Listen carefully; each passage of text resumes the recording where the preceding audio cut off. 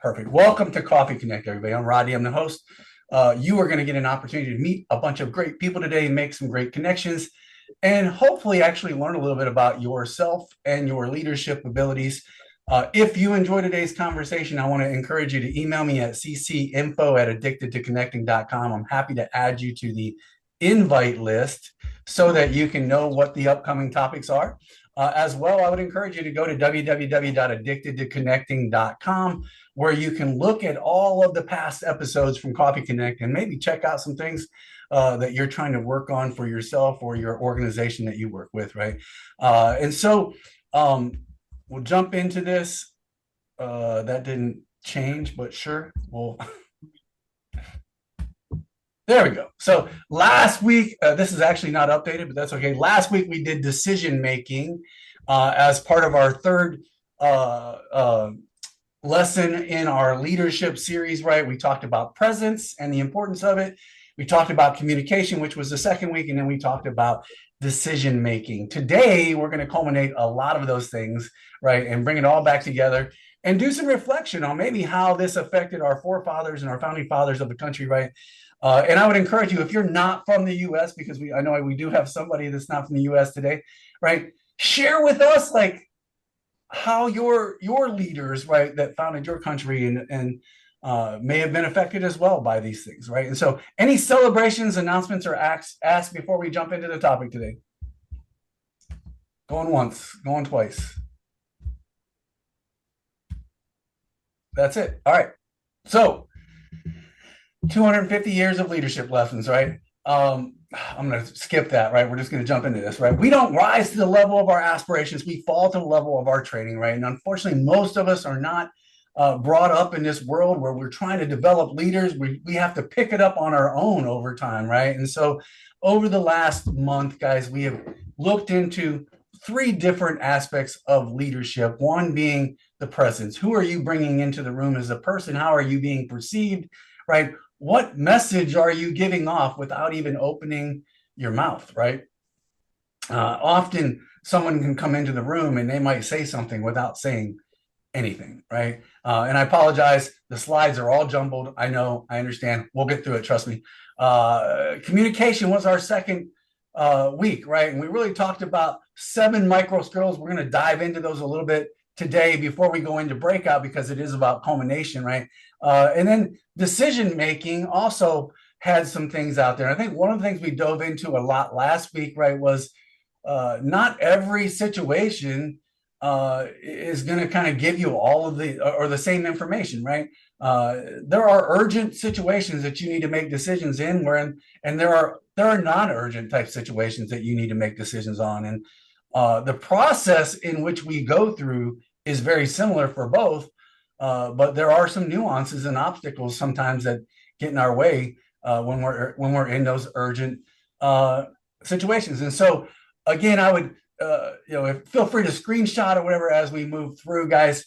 But presence was that first week, and I look at presence as being fully here, right, before you say a word, and not making it so that people feel like you're the only person that's here, because sometimes we have leaders that just walk in the room and it's presumed that whatever they say is how things are going to go, and they're not really interested in what Pam has to say or what Travis has to put into the situation. And that's not what we got out of this a couple weeks ago, right? We talked about how that can actually interfere with the organization's efficiency and stuff, right? And so we want to talk about that. Being situationally aware, emotionally steady, right? And I think, over the past week, guys, I watched a lot of documentaries on our founding and the Declaration and the Constitution and how all of that came into play and who all was involved. And really, the documentary was about those leaders and some of the struggles and the strengths that they had during that conflict and stuff. And so I would tell you, a lot of them had emotional steadiness, right? Not everybody got heated in the arguments in Philadelphia, right, in Independence Hall. Sometimes there were just people that could stand back and go, well, let's think about this. And we all need to have that kind of presence sometimes, right? And so these were kind of the micro talents or skills involved that we talked about, from presence. And so, I'm not going to go into all the details of these, but I think it's important that we recognize them, because we're going to do some comparisons today as far as the people, the founding fathers, or the people that maybe have led your organizations. Like, how do these things relate to them, and how can you assess that area of their talents or skills, right?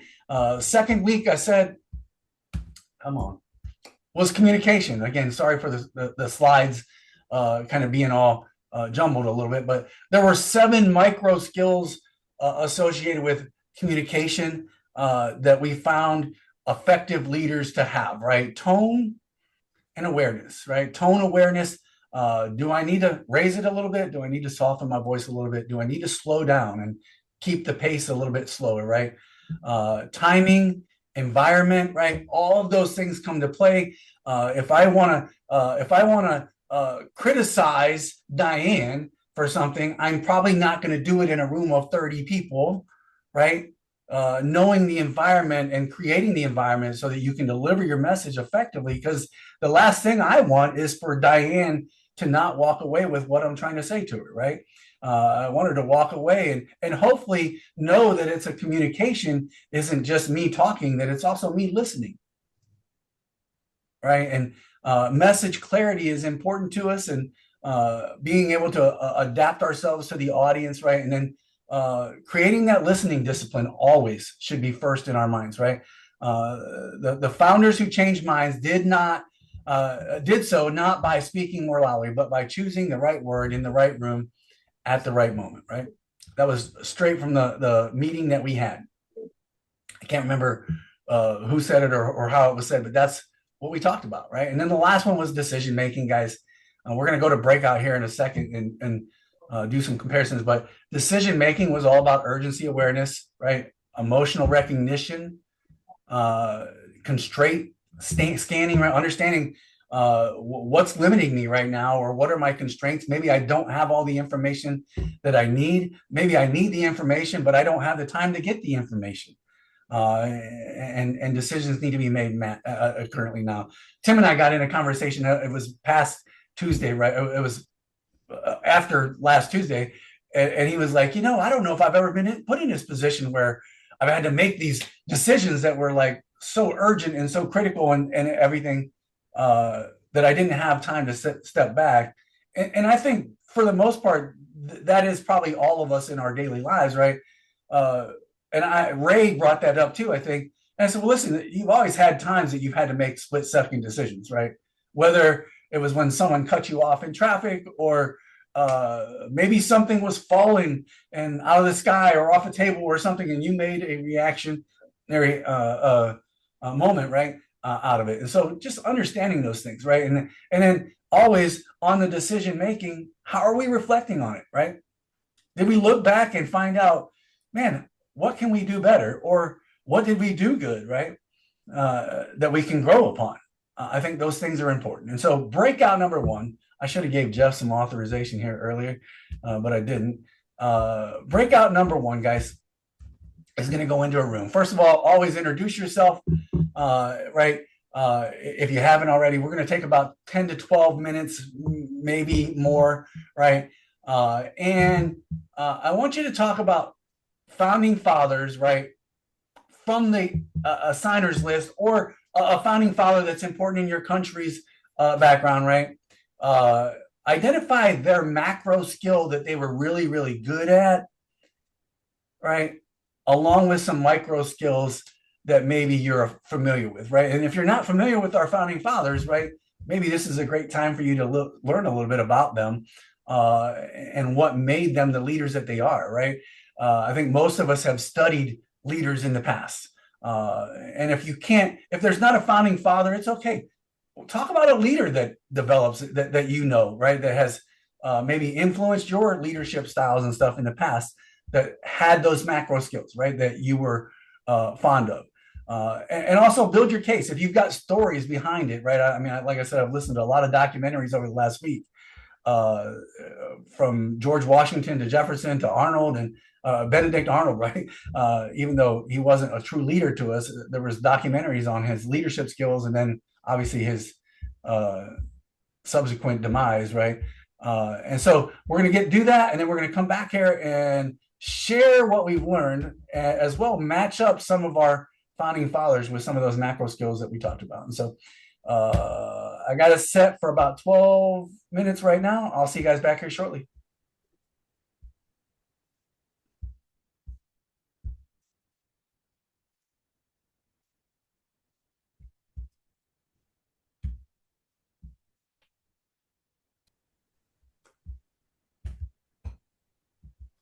All righty.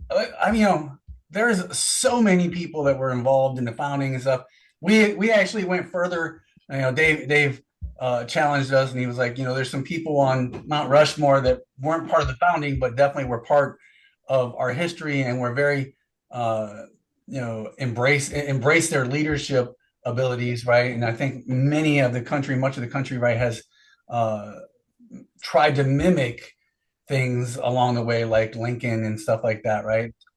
What leaders? What did you guys come up with? Like, what were the leaders that you talked about? What were the discussions that were taking place in the room? This is where you unmute and you share. Okay. Sorry. Go ahead, Ian. In our room, we talked about two people, George Washington and Benjamin Franklin. It was witty. Kenny loved Benjamin Franklin. I do too. I mean, he's a smart guy. Um, Ray and I were, well, Ray joined us, but we were talking about George Washington. And I mentioned there's a movie that just came out last week called Young Washington. It's really, really interesting. If you haven't seen it, highly recommend it.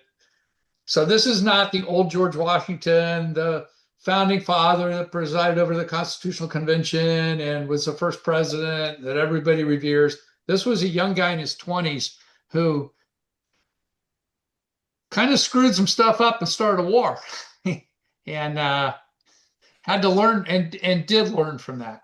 So there were two key things I mentioned that I would have pulled from that, and I'd use in the leadership class. One is after he screws up, he starts a war. A lot of his people get killed. He's back talking to the governor who had trusted him to lead this group, and he's starting to make excuses. And the governor, I think his name was Dinwiddie, says, "Hey, I put you in charge, and when you're a leader, you don't get to make excuses. You lose that right to make excuses. You own it." And it's like, whoa, there's an accountability lesson. And the other one is just after that, he's despondent. He's thinking, my life's over. I've screwed everything up. It'll never work out. And he's talking to his mom, and his mom says something like, "George, God gives us failures so we can learn from them.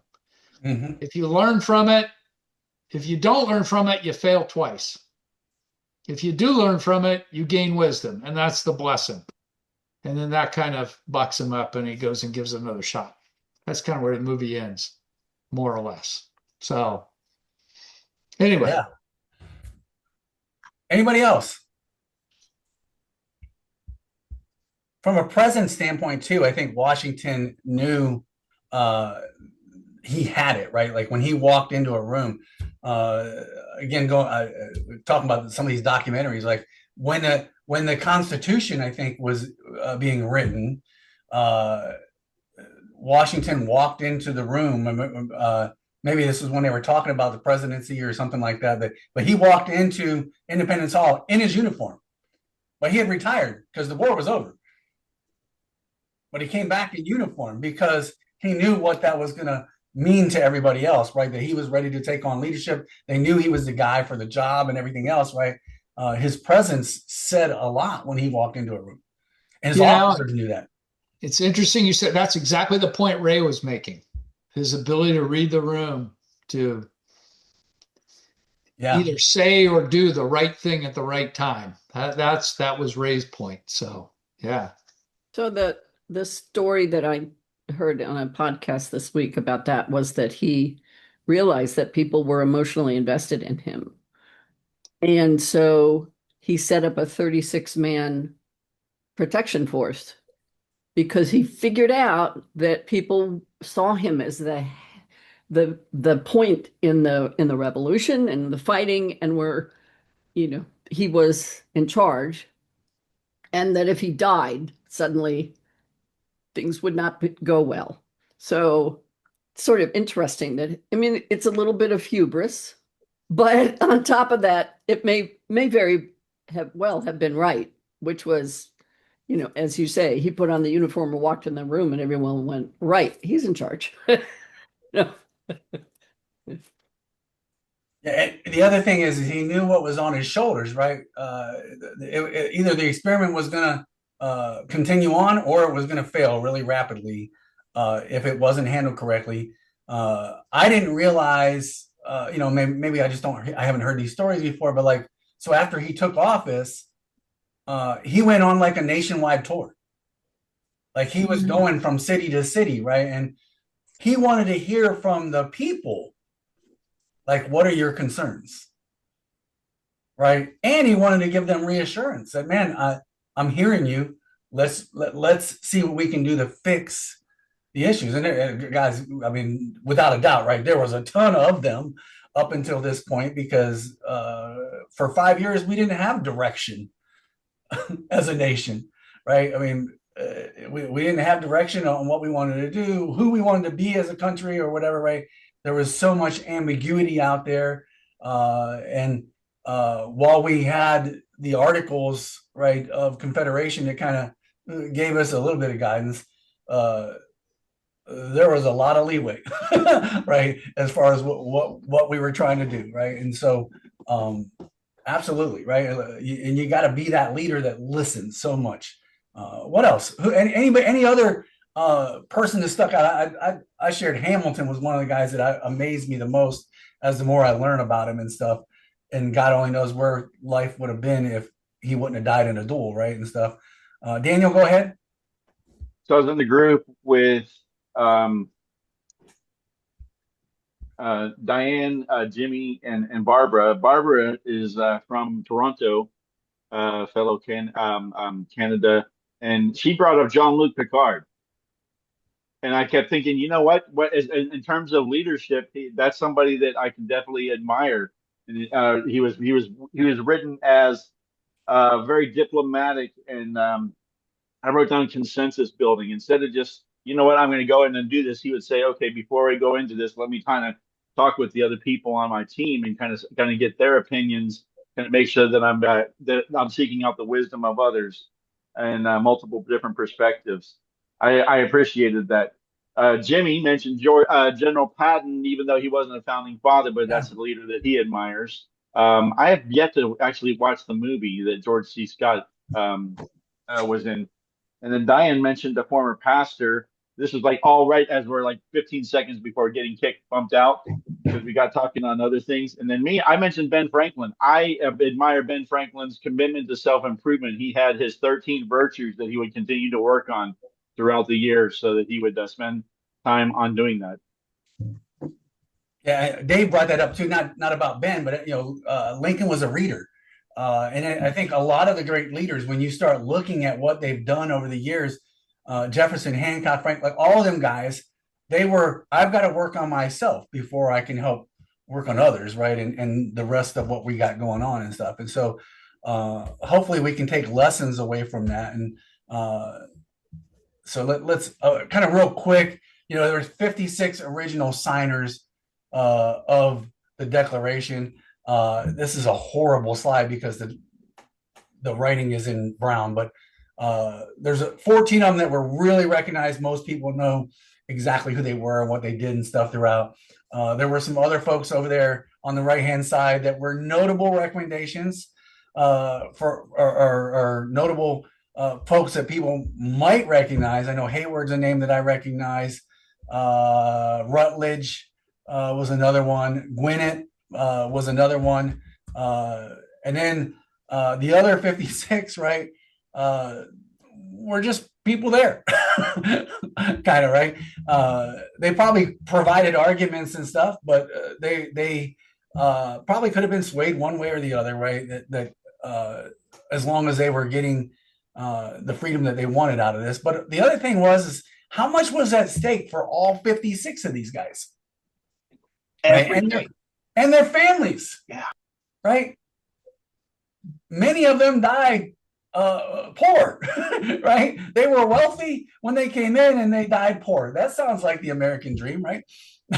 Right? That wasn't what they were trying to build, right? They were trying to build the opportunity for everyone to come in here and pursue life, liberty, and happiness, right? And so we're going to go to another breakout room. Here's just some snapshots of some of the top leaders, right, that we talked about. Jefferson had great communication strength. I said one of the things I did learn is that while he could write eloquently and put things together eloquently in writing, he did not like talking in groups of 40 or 50 people. He liked smaller venues, right?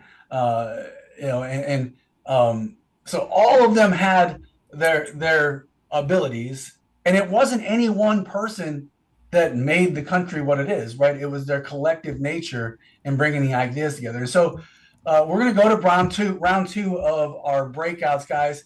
And this is more of an individual reflection. I know some of the first round might have been the same, right? But what macro skill that you have, right, your current strength, right, would do you feel is the best, right? And maybe compare that to some of the leaders that are out there, right? And capture.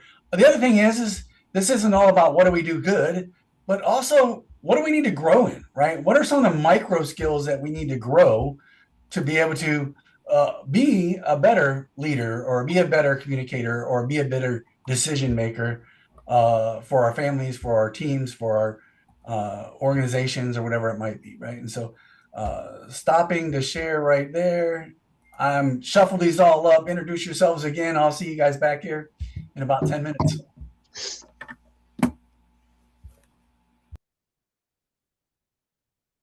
Thank you. What leader are you trying to mimic?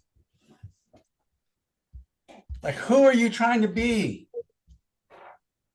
What skill sets were big to you? What are you mimicking? Somebody. So I said I think presence for me is something that is my macro strength, right? When it comes to these three, just presence, communication, and decision making.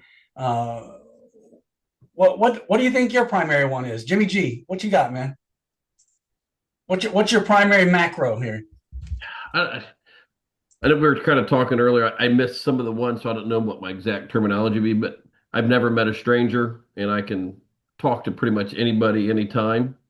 Um, I don't know what we would classify that as macro, but I guess that's 20 years of recruiting experience. And that might be presence too. Jimmy does have this aura about him. Like I find it very easy to talk to him and stuff when we're hanging out together and stuff, which is awesome.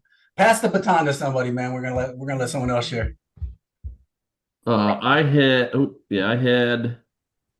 where we had Jeff and Diane. Just pass it to somebody. It don't matter. I know, but Rita, that's who it was. I liked her. She had a great story about growing up and everything she's been through, and also as a small business owner. Rita, to you.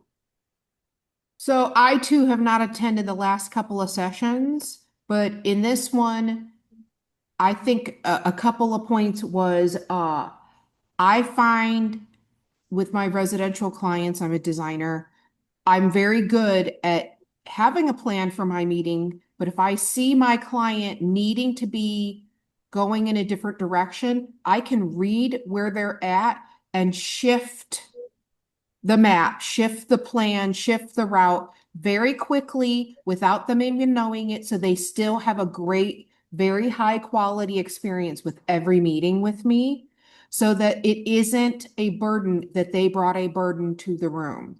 Their dog died, their elderly parents, their children that are not talking to them, that, you know, somebody experienced a miscarriage, the vacation they thought was good, like whatever it is, it's safe to bring that to the room and we can work with it through it for them.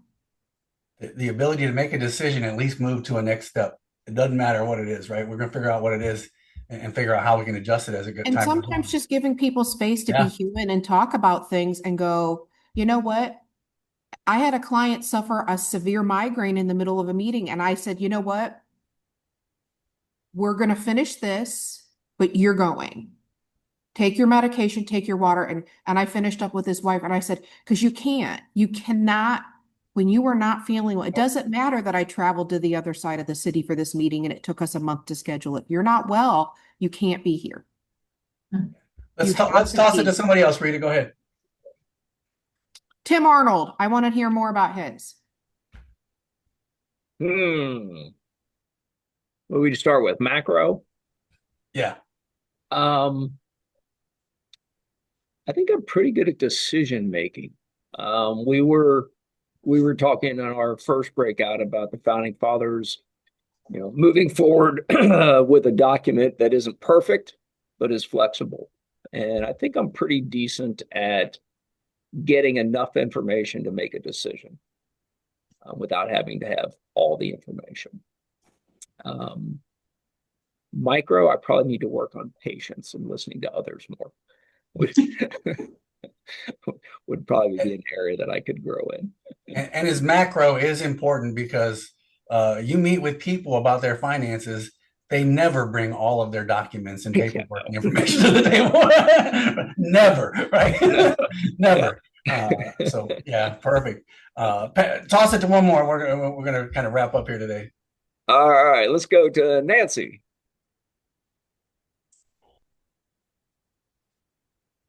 Nancy's not listening. That just caught me right off guard. Well, didn't we talk about that? Share your macro. Share your macro, Nancy. Observation.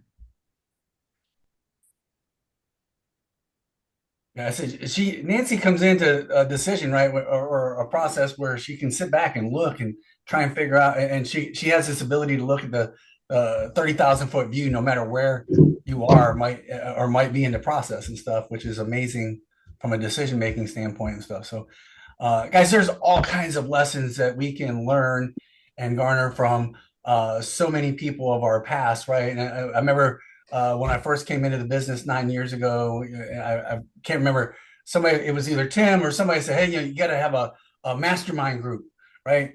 The cool thing about a mastermind group is I don't have to be physical people that I can touch and talk to today. It can be people that aren't here any longer and that you can learn from the lessons that they gave us, right? The Jeffersons and the Washingtons and the Adams and all of those folks that founded our country and were such great leaders in their time, right? Have things that we can all take away to continue on in our life and the things that we're doing in the world, right? And so let's wrap up with some introductions real quick. Ketty, you want to help share with us who you are, what you do, where you're at? I'm in Cincinnati. I worked in financial banking for 20 years. I dealt with data and pricing for commercial lending. I am looking for something in fintech, but right now I'm taking my time to figure out basically what am I good at? What are my skills? Where are my strengths? And primarily working on my communication skills. I think I need a lot of improvement there, especially how to present myself and selling. Well, we go to this meeting and everybody says that you are in sales now, you have to sell yourself. So that's my skill that I need to improve upon. Hey, I would encourage you to have as many one-on-ones with folks from this group as possible. I guarantee you're going to help to narrow down and define what that passion, that purpose, and the thing that you love to do the most is, right? And so, Barbara? Thank you. Hey there, I'm Barbara Cates from Toronto, Canada. I work with clients both in Canada and the US. I work with owners of construction and trade companies to help them be on time and on budget in their projects to increase their profit and cash flow, as well as to have more time and financial freedom.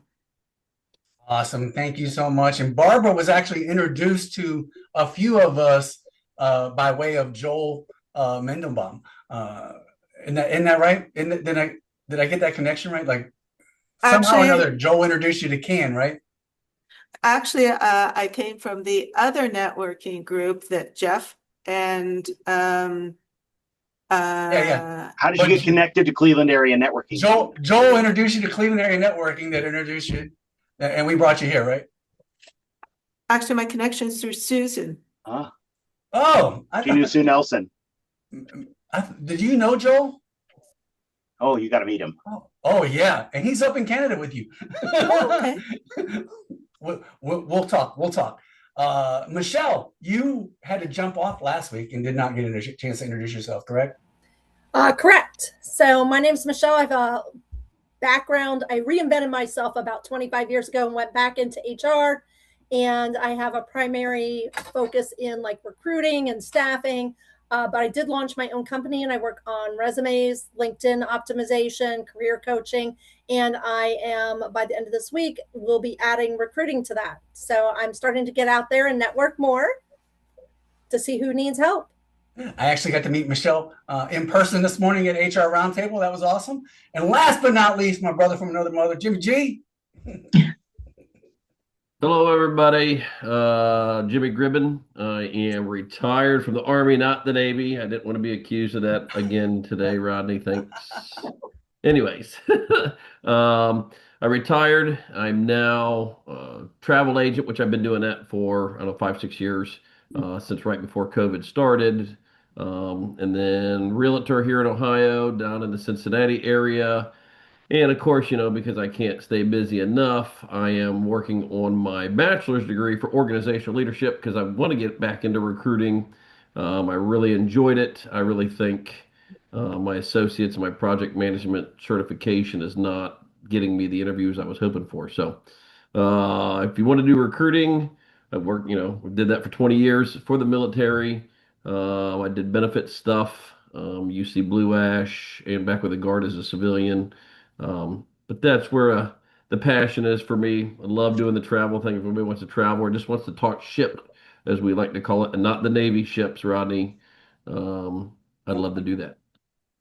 Yeah, awesome, Jimmy. Thanks a lot for joining us, man, this morning. Hey, guys, next week we have the day of unanswerable questions. It's going to be some kind of rapid speed networking thing that you will be forced to ask a question of somebody that you probably would not have normally asked to them. Okay, it'll be clean, trust me. It'll be clean, but it's also going to be a lot of fun. It is 11:04. Again, I apologize for the tardiness, but go out there, have a great week, everybody. And remember, I love you guys, all right? Bye. Thank you. Bye, everyone.